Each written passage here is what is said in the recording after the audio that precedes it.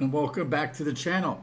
It's my pleasure once again to be here assisting you and getting your dream score of a 7 or better or whatever it may be on your next IELTS speaking test.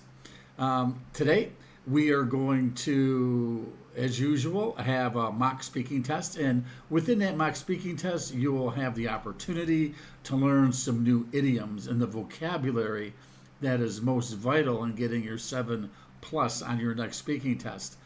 Not to mention, of course, your fluency and your coherence, which is important, and also your grammar and your pronunciation.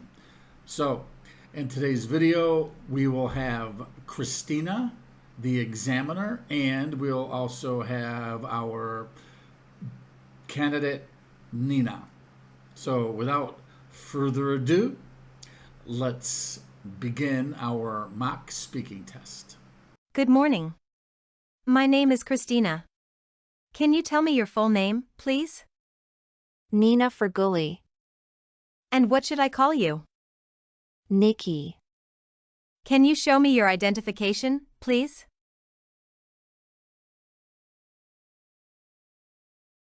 Thank you. Now let's talk about your home or accommodation. Do you live in a house or an apartment? I live in an apartment in Athens. It's quite common to live in apartments here because the city is very dense and space is limited. Do you have a favorite room in your apartment? My favorite room is definitely the living room. It's where I spend most of my time relaxing with my family. We have a large window that lets in plenty of natural light, and from there, we can see a bit of the Acropolis, which is a constant reminder of the rich history around us. I also love the decor in the living room. It has a mix of modern and traditional Greek elements, like the blue and white cushions that remind me of the islands. Now let's move on to talk about festivals. 1. What is the most important festival in your country? One of the most important festivals in Greece is Apokris, which is the Greek carnival season. It takes place before Lent and is celebrated with parades, costumes, and traditional foods. How do people in your country typically celebrate this festival? During Apokris, people dress up in colorful costumes and participate in street parades and parties. They also enjoy traditional foods like taramasalada and bagatsa, and it's a time for everyone to have fun and let loose before the fasting period of Lent begins. Did you enjoy this festival when you were a child? Yes, I have fond memories of Apokris from my childhood. I love dressing up in different costumes each year and attending the local parades with my family and friends. Do you think festivals are important for a country? Yes, I believe festivals like Apokris are crucial for Greece. They help keep our cultural heritage alive and strengthen the bonds within our communities, bringing people together in celebration.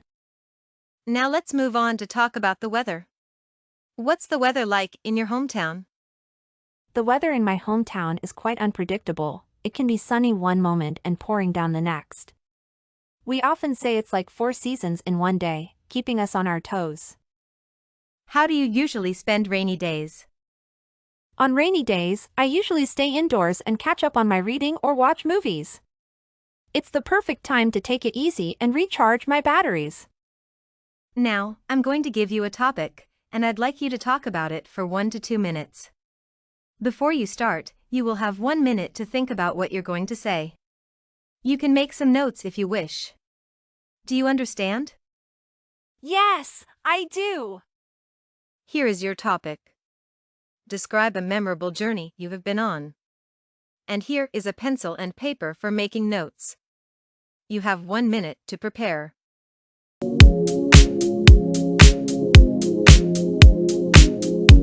One of the most memorable journeys I've been on was a road trip to the Grand Canyon in the United States.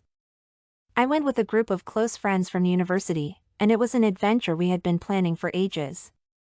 We packed our bags, filled up the car with snacks, and hit the road.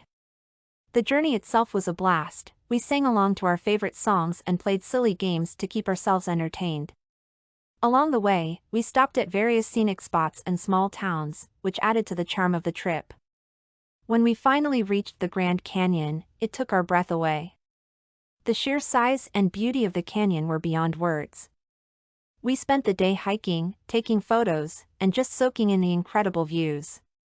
It was a once-in-a-lifetime experience that none of us will ever forget. What made this journey so memorable was not just the stunning destination but also the company. Spending time with friends, sharing laughter and stories, and creating lasting memories together made the trip truly special. It was a journey that brought us closer and reminded us of the importance of taking time to enjoy life's simple pleasures. Overall, this trip to the Grand Canyon will always hold a special place in my heart. It was a journey that not only allowed me to see one of the world's natural wonders but also strengthened the bonds of friendship. It was a time when we could all let our hair down and just enjoy the moment. Thank you. Can I have the pencil and paper and booklet back, please?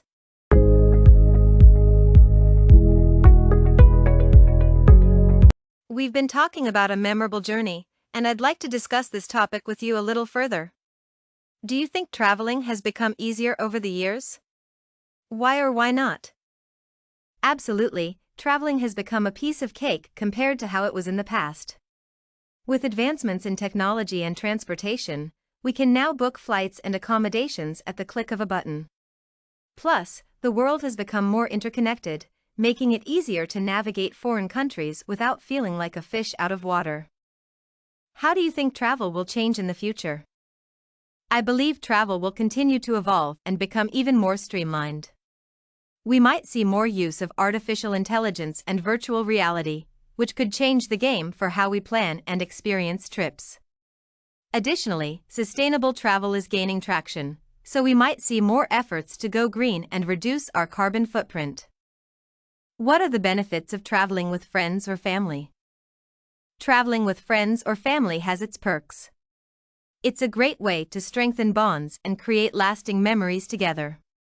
Plus, having someone to share the experience with can make the journey more enjoyable. It's like having a built-in support system, especially when things don't go as planned and you need someone to lean on. Do you prefer traveling to popular tourist destinations or off-the-beaten-path locations? Why? I prefer traveling to off-the-beaten-path locations.